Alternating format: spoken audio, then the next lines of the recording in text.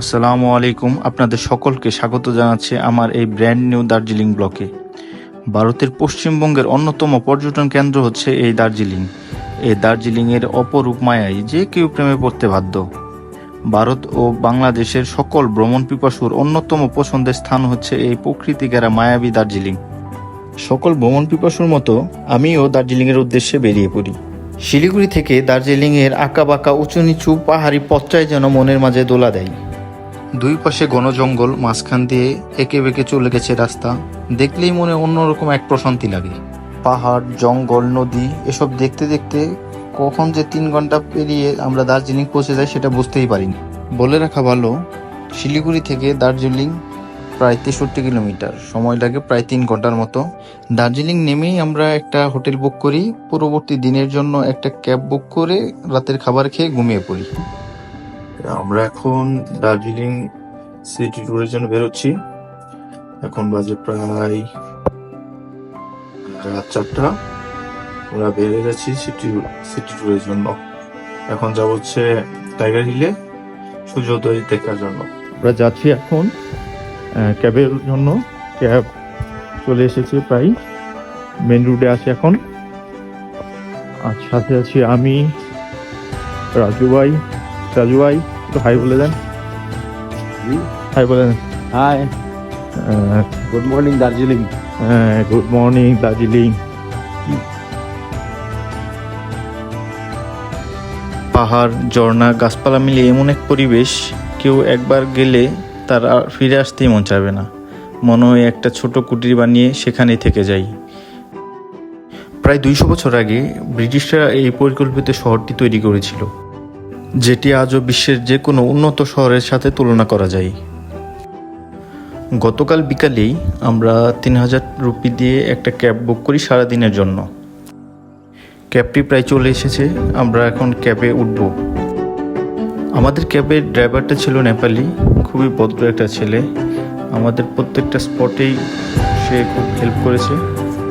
এই দার্জিলিং প্রথমে ছিল সিকিমের একটা অংশ, কিন্তু 1815 সালে নেপালের গোর্খা বাহিনী দার্জিলিং আক্রমণ করলে সিকিমের রাজা ব্রিটিশদের কাছে সাহায্য চায় এবং ব্রিটিশরা সাহায্য করে তার বিনিময়ে দার্জিলিংকে লিজ নিতে চায়।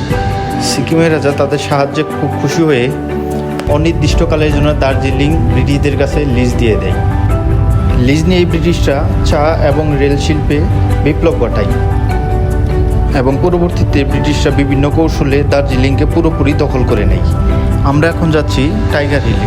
এই টাইগার হিল হচ্ছে দার্জিলিংয়ের সবচেয়ে উঁচু পাহাড়, যেখান থেকে সূর্য উদয় এবং আকাশ পরিষ্কার থাকলে কাঞ্চনজঙ্ঘাও দেখা যায়। চলে এসেছি টাইগার হিলে। আমরা এখন টাইগার হিলে সূর্য উদয় দেখবো এবং কাঞ্চনজঙ্ঘা দেখবো। আমরা প্রায় এখন 7200 ফিট উপরে কাঞ্চনজঙ্ঘা এবং সূর্যোদয় দেখার জন্য। এই দিন আমাদের ভাগ্যটা হয়তো একটু খারাপই ছিল। আকাশ খুবই মেঘলা ছিল, যার কারণে না দেখতে পেরেছি সূর্য উদয়, না দেখতে পেরেছি কাঞ্চনজঙ্ঘা। তবে বিভিন্ন দেশের মানুষের সাথে দেখা হয়েছে, বিভিন্ন ভাষাভাষী মানুষের সাথে কথা হয়েছে। বাংলাদেশি, ইন্ডিয়ান, পাকিস্তানি, নেপালি, ভুটানি, বিভিন্ন দেশের মানুষ এখানে এলে দেখা যায়।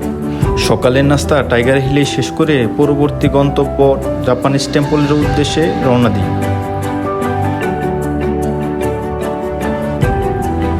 টাইগার হিল থেকে আসার পথে বন্য শহরের জন্য রাস্তায় জ্যাম লেগে যায়, তবে চারপাশের দৃশ্যটা খুব মনোরম এবং সুন্দর ছিল। আমরা এখন আছি জাপানিজ টেম্পল। এখন বাজে সকাল 7:33। টাইগার হিল থেকে মাত্র জাপানিজ টেম্পলে আসলাম। চলুন জাপানিজ টেম্পলটা ঘুরে দেখি।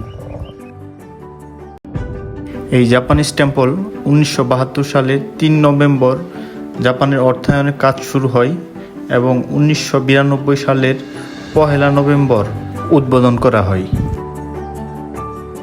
এটিকে জাপানিজ টেম্পল বা পিচ প্যাগোরা নামেই সবাই চিনে। এই প্যাগোরার পরিবেশটা খুবই শান্ত, যার ফলে যে কেউ আসলেই তার মন শান্ত এবং স্নিগ্ধ হয়ে ওঠে। আপনারা উপভোগ করুন জাপানিজ টেম্পলের সৌন্দর্য।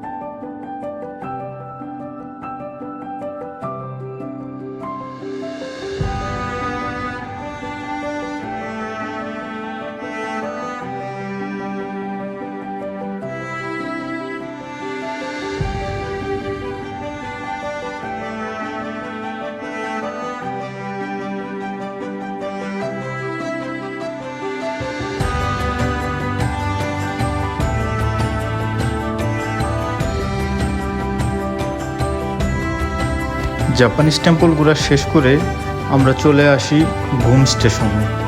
ঘুম স্টেশন হচ্ছে এশিয়ার সর্বোচ্চ রেলওয়ে স্টেশন, যেটি প্রায় 7000 ফিট উপরে অবস্থিত। ঘুম স্টেশন দেখা শেষ করে আমরা চলে যাই এমপি কলেজে। এমপি কলেজের সামনে, এই কলেজেই শাহরুখ খানের সেই বিখ্যাত মুভি মেহুনা ছবির শুটিং হয়েছিল। এটাই সেই বিখ্যাত কলেজটা এমপি কলেজ। এমপি কলেজ দেখা শেষ করে আমরা চলে যাই তাজিং রকে, যেটি পাথরের পাহাড় নামেও পরিচিত। এখন আমরা আছি দার্জিলিংয়ের সবচেয়ে বড় পাথরের পাহাড় তাজিং রকে। তাজিং রক দেখতে আসলেই খুবই সুন্দর। এই তাজিং রক হচ্ছে দার্জিলিংয়ের সবথেকে বড় পাথরের পাহাড়, যেটি রাস্তা তৈরি করার জন্য ভেঙে 2 টুকরো করা হয়। তেনজিং রক দেখা শেষ করে আমরা চলে যাই টি গার্ডেনের দিকে। এখন আসি দার্জিলিংয়ের বেস্ট টি গার্ডেন শপে। এই শপে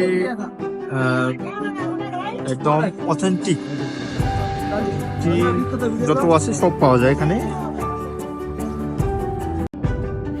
এই টি শপে মিল্ক টি, গ্রিন টি, মশালা টি, সকল ধরনের টি পাওয়া যায়।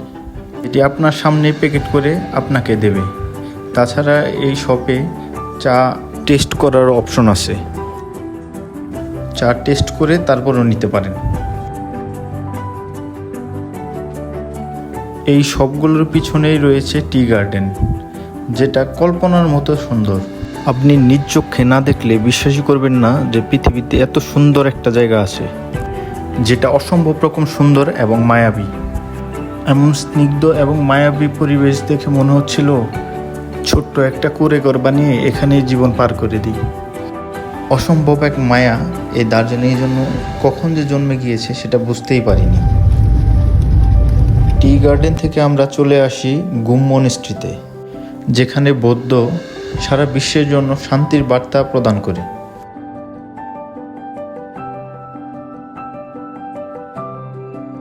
গুম মনিস্ট্রি দেখে আমরা চলে যাই বাতাসিয়া লোপে, যেটি গুর্খা যুদ্ধ এবং টয় ট্রেনের জন্য বিখ্যাত।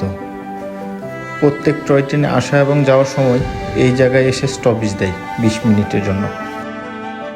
এই বাতাসিয়া লুপ থেকে খুব সুন্দরভাবে কাঞ্চনজঙ্ঘার ভিউও দেখা যায়।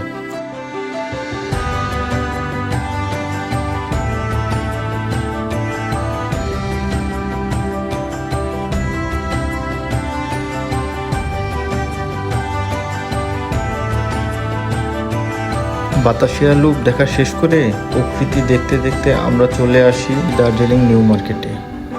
নিউ মার্কেটে কিছুক্ষণ ঘোরাফেরা করি। অসম্ভব এক সুন্দর জায়গা নিউ মার্কেট। নিউ মার্কেট কিছুক্ষণ ঘোরাঘুরি করলেই আপনারা বুঝতে পারবেন ব্রিটিশরা সেই 200 বছর আগে কিভাবে একটি পরিকল্পিত শহর গড়ে তুলেছিল। উপর দিয়ে রাস্তা, রাস্তার নিচে মার্কেট, মার্কেটের পাশ দিয়ে আবার রাস্তা। আধুনিক পরিকল্পনা করে এই শহরটা তৈরি করে ব্রিটিশরা। নিউ মার্কেটে দুপুরের খাবার শেষ করে আমরা শপিং করে হোটেলের উদ্দেশ্যে রওনা দিই। আমাদের হোটেলটা ছিল নিউ মার্কেট থেকে 5 মিনিটের দূরত্বের।